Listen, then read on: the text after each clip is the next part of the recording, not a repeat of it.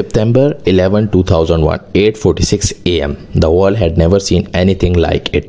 A calm Tuesday morning in New York City suddenly turned into a scene from a nightmare.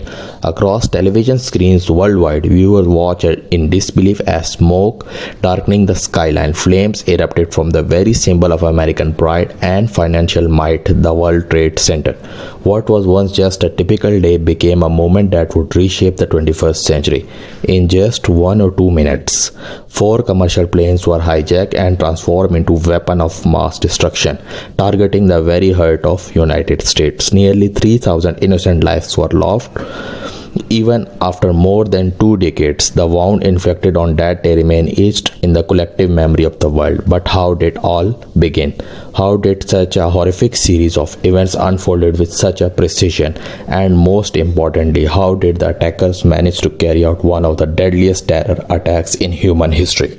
To understand 9/11, we must go back long before the tower fell and explore the deeper historical currents that set this tragedy into motion. At the center of this global calamity was a man named Osama bin Laden, the leader of al-Qaeda. Born into a wealthy Saudi Arabian family, bin Laden was not some outsider. He came from privilege, status and influence. It was in the chaos of global geopolitics that he found his purpose. During the 1980s, when the Soviet Union invaded Afghanistan, the United States saw an opportunity. In its Cold War rivalry with Moscow, America chose to fund and support the Afghan Mujahideen, Islamic fighter resist Soviet occupation. Through this, US never directly supported bin Laden. He too was part of his Mujahideen force. Together, though unknowingly allied, America and Osama were fighting a common enemy. Through this indirect alliance, Osama bin Laden gained experience, connection and a growing sense of mission. America funding, training and weapon flooded the Afghanistan resistance. In the shadow of that war, Osama bin Laden began building the foundation of what would become al-Qaeda.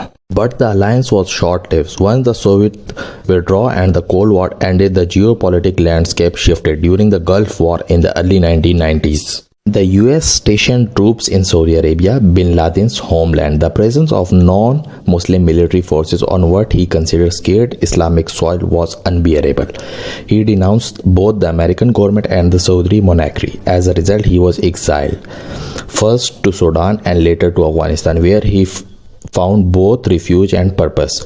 In the rugged mountains and war-torn camps of Afghanistan, bin Laden turned al-Qaeda into a fully operational terrorist organization. His ideology grew more radical. In 1998, he issued a fatwa calling for the killing of Americans wherever they may be. That same year, al-Qaeda bombed US embassies in Kenya and Tanzania. In 2000, they struck the US Cole, a US Navy destroyer.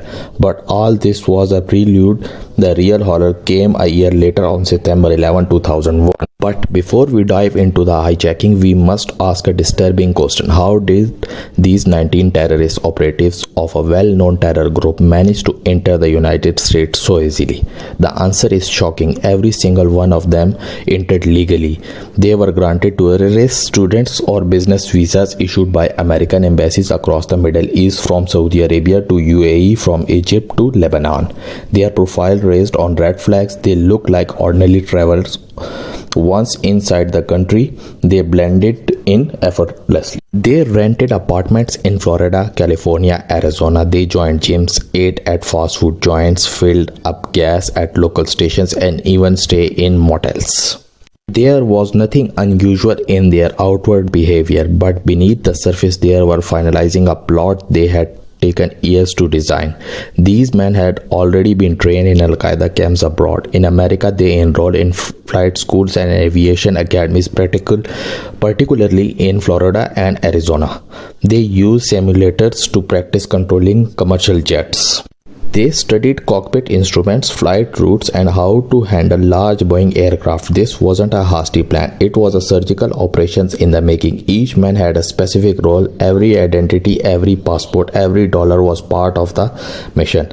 Their terrifying truth was this: they came to America to use America's own planes against it. Then came the date they had been preparing for, September 11, the moment when their plan was set to be executed. Was a Tuesday, a normal day in America where people were doing about their daily routine as usual. At 7:59 a.m., American airline flight 11 took off from Boston, bound for Los Angeles. On board were 81 passengers and 11 crew members. By 8:14 a.m., the aircraft had been hijacked. Mohammed Atta, the mastermind of attacks, along with the four others, seized the cockpit. Flight attendants were stabbed. Pilots were either killed or forced out. Atta took control of the plane himself and turned it back toward New York. Then, at exactly 8:46 a.m., the unimaginable happened. Flight 11 crashed into the North Tower of World Trade Center. A fireball exploded nearly 1,300 feet into the air. People looked up in shock. Buildings were on fire. Smoke filled the air, but the world still didn't understand what had really happened. At that exact moment, President George W. Bush was sitting in a Florida classroom reading the children. When the first plane hit, he was told it was likely a small aircraft crash. At first, it was assumed to be a freak accident, perhaps a small private plane gone off course, but just 17 minutes later, at 9:03 a.m., United Airlines Flight 175 also hijacked roared into the view. This time 65 people were on board, including 5 hijackers, using the same brutal tactics. They had already taken control. Marwan Al-Sahi, another trained pilot, was at the control. As cameras roll live, millions of people watch in real time as the second plane slammed into the South Tower. Fire, smoke and steel erupted. This was not accident. It was coordinated terrorist attack and the world knew it. But when the second tower was hit, Chief of Staff Andrew Card leaned over and whispered in words into President's ear, "America is under attack." Bush's expressions froze. For 7 long minutes, he remained seated, choosing not to cause panic in front of children. Later, addressing the nation, he said, Freedom was attacked this morning by a faceless coward, and freedom will be defended." As the nation watched in horror, the Federal Aviation Administration ordered all commercial flights across the US to land immediately. Airspace over America was shut down. For the first time in US history, the skies were cleared. Thousands of planes were grounded, airports into chaos. The military was put on high alert. New orders were issued. Any aircraft that posed a threat would be shot down. But despite the lockdown, 2 more hijacked planes remains in the sky, and both were heading toward devastation. The first of them, American Airlines Flight 77, had departed Washington, D.C. at 8:20 a.m., also heading to Los Angeles with 64 people on board. It had already been hijacked. By 8:51 a.m., Hani Hanjour, yet another al-Qaeda trained pilot, took over the control. At 9:37 a.m., the aircraft crashed into the western side of the Pentagon, the headquarters of the U.S. military. Flames erupted, walls collapsed. 125 people inside the Pentagon were killed, along with everyone on the plane. This wasn't just symbolic, it was a direct strike at the nerve center of America's military power. Meanwhile, United Airlines Flight 93 had taken off from New Jersey at 8:42 a.m. Its hijacking began around 9:28 a.m., but unlike the other planes, something different happened here. The passenger using cell phone learned about the attack on the World Trade Center. They understood their flight was also part of a large suicide mission. Rather than sit passively, they decided to fight back. One passenger's last word across history: "We are not going to sit back, let's roll."